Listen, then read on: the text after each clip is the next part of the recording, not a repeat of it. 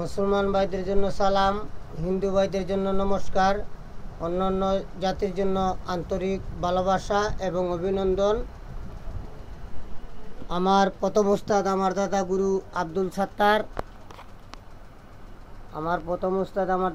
আব্দুল সাত্তার, ওনার চরণে লাখো কোটি ভক্তি সালাম রইল।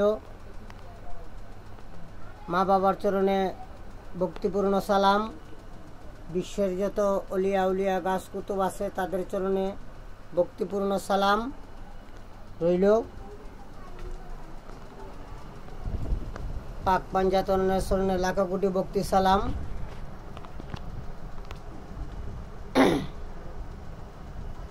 আমার ঠিকানা কুমিল্লা 14 গ্রাম থানা। আমার নাম হলো নয়নতান্ত্রিক। আমার মোবাইল নম্বর 01316705772 01316705772। দেশে এবং দেশের বাহিরে যারা অনলাইনে কাজকাম শিখতে চান, কবিরাজি শিখতে চান, তারা আমার ওই নম্বরে হোয়াটসঅ্যাপ আছে, যোগাযোগ করতে পারেন। আর যারা হঠাৎ করে প্যারালাইসিস হয়ে গেছে, জবান বন্ধ হয়ে গেছে, অনেক ডাক্তার দেখাইছেন, রুগী সুস্থ হচ্ছে না, এরকম যদি হয় যোগাযোগ করতে পারেন। ডায়াবেটিস, আলসার, কারো যদি ক্যান্সার হয়ে থাকে যোগাযোগ করবেন। কিডনি যদি ড্যামেজ হয়ে থাকে যোগাযোগ করতে পারবেন। ইনশাআল্লাহ আল্লাহর রহমতে গাছের দ্বারায় এই কিডনি ড্যামেজ ভালো হয়ে যায়। পেটে যদি পাথর হয়, কিডনিতে পাথর হয়, পেশাবের রাস্তার পাথর হয়, যোগাযোগ করতে পারবেন। ইনশাআল্লাহ আল্লাহর যদি দয়া হয়, মায়া হয়, করম হয়, একজন মানুষের উসিলায় আরেকজন মানুষের যদি মুক্তি পায়, আল্লাহ পাকে যদি মুক্তি করে দেন, কোনো ডাক্তার, কোনো তান্ত্রিক, কোনো কবিরাজের সাধ্য নাই কোনো রুগীকে সুস্থ করার। মানুষ মারতই উসিল্লা, কারণ কোন মানুষের দ্বারাতে কোন মানুষ সুস্থ হবে একমাত্র আল্লাহ পাকেই জানেন ভালো। এবং যারা আমার বাড়িতে আসবেন, আমি তো ঠিকানা বইলে দিলাম। আজকে আমি দিব জারপোক করার জন্য একটি রুগী যারা সুস্থ হয় না, আপনারা করতে পারবেন। প্রথমে আপনারা 11 বার দুরূদ শরীফ পড়বেন, তারপরে একবার বিসমিল্লাহির রহমানির রহিম পড়বেন, তারপরে 70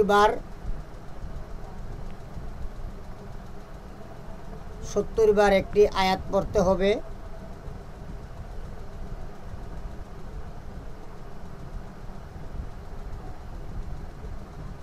ইয়া জার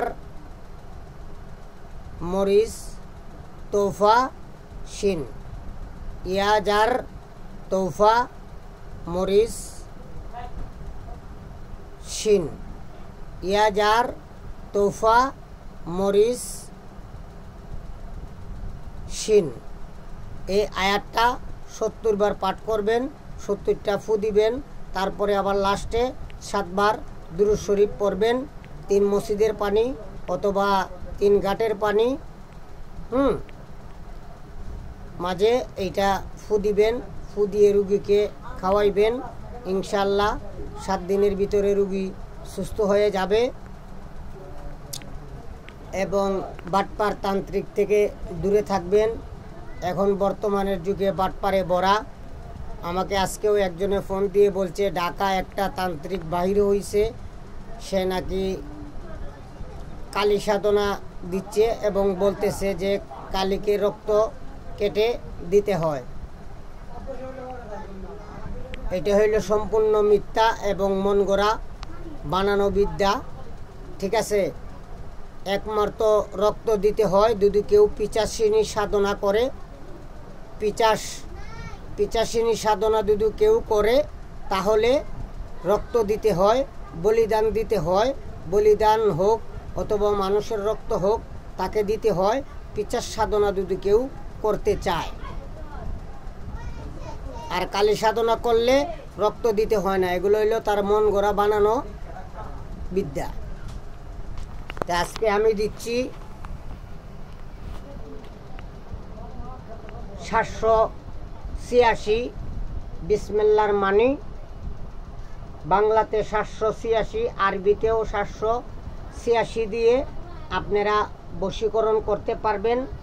3 দিন অথবা 7 দিনের ভিতরে বশীকরণ করতে পারবেন। সাদা কাগজ নেবেন আর ব্ল্যাক কলম নেবেন, মানে কালো কালির কলম নেবেন। সাদা একটি দস্তা কাগজ নেবেন। নেওয়ার পরে 786 বার 786 বার একটা ঘর বানাইবেন, 4 কোণে একটা ঘর বানাবেন। বানানোর পরে উপরে শুধু লিখবেন 786 বার লিখবেন। 786 বার লিখতে হবে। কোন সময় লিখবেন? ফজরের নামাজের পরে। ফজরের নামাজের পরে 786 বার লিখতে হবে 7টার ভিতরে। 6টার ভিতরে কমপ্লিট করতে হবে। 786 বার লিখতে হবে। লেখার পরে যার বশীকরণ করবেন, আগে হবে তার নাম, তারপরে তার মায়ের নাম, তারপরে যে ব্যক্তি করবেন তার নাম, তার মায়ের নাম। এখানে পিতার নাম চলবে না, শুধু মার নাম। এইভাবে কাজটা করতে হবে 3 থেকে 7 দিন। তার ভিতরে বশীকরণ হয়ে যাবে। এটা শুধু বৃশ্চিক রাশি, বৃশ্চিক রাশির পুরুষ হোক অথবা বৃশ্চিক রাশির মহিলা হোক, তাদেরকে বশীকরণ করতে পারবেন। আর যে 11টা রাশি আছে, ওই রাশির লোককে ওই 786 দিয়ে বশীকরণ করতে পারবেন না। কারণ বৃশ্চিক রাশির হলো জলতত্ত্ব রাশি। জলতত্ত্ব মানে হলো পানি। তার রাশি অনুসারে এই বিদ্যাটা আজকে আমি দিলাম এবং বিদ্যাটার নিয়ম দিয়ে দিলাম। সকালে লেখার পরে 786 বার লেখার পরে আপনি এই যে 786 বার লেখলেন, চলতি পানি অথবা নদী, চলতি হাওর, এরকম জায়গায় সকালে ওই নকশাগুলা বাসিয়ে দিতে হবে।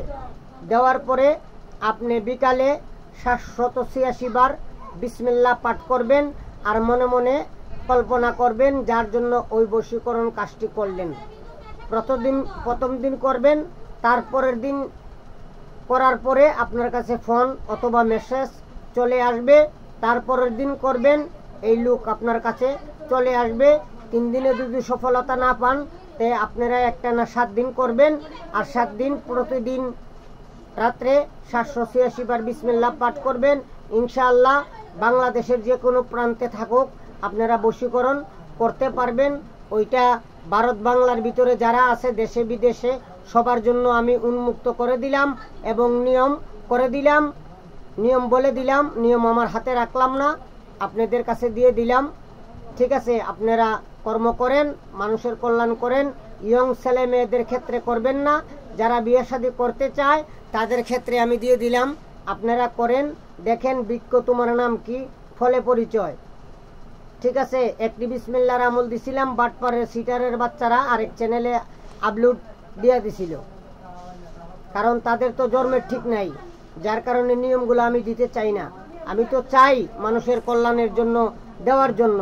আগে তো দিছি, নিয়ম যা আছে সব নিয়ম দিয়ে দিছি, কিন্তু এখন নিয়ম আমার বিবেকে বাধা দেয়। এই বাটপাড় সিটারদের কারণে আমি দিতে চাই না। যারা কবিরাজি শিখবেন তারা আমার সাথে যোগাযোগ করবেন আর বাটপাড় সিটার থেকে দূরে থাকবেন। কারণ একজন গুরুর দায়িত্ব একজন শিষ্যকে একটি সাধনা দিতে গেলে আগে 3 মাস 4 মাস তাকে কাজকর্ম তারে দিয়ে করাইতে হবে, কাজকর্ম সে করতে হবে।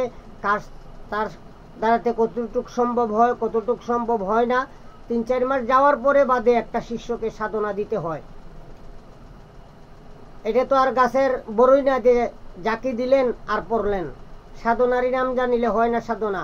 পাঞ্জাবি লাগাইলেই মুসল্লি হওয়া যায় না, টুপি লাগাইলেই একজন হুজুর হওয়া যায় না, আর কিছু মুখে বললেই একজন তান্ত্রিক হওয়া যায় না। ঠিক আছে, সবাই ভালো থাকবেন, সুস্থ থাকবেন, আমার চ্যানেলটা দেখবেন, আমার পাশে থাকবেন, ভালো ভালো বিদ্যা পাবেন, লাইক শেয়ার কমেন্ট করবেন। ইনশাল্লাহ আপনাদেরকে ভালো ভালো বিদ্যা যেগুলো আপনারা পান নাই, গোপন তত্ত্ব, এগুলা আমার কাছে পাবেন। ইনশাল্লাহ সবসময় আপনাদের পাশে পাবেন। যত শিষ্য আছে দিনে রাইতে ফোন দিক, যে কোনো সময় ফোন দিক, আমি তাদের পাশে আছি। কোনো ব্যক্তি বলতে পারবে না যে কখনো যে নয়ন ভাই ফোন রিসিভ করে নাই। ঠিক আছে, সবাই ভালো থাকবেন, সুস্থ থাকবেন। আল্লাহ হাফেজ।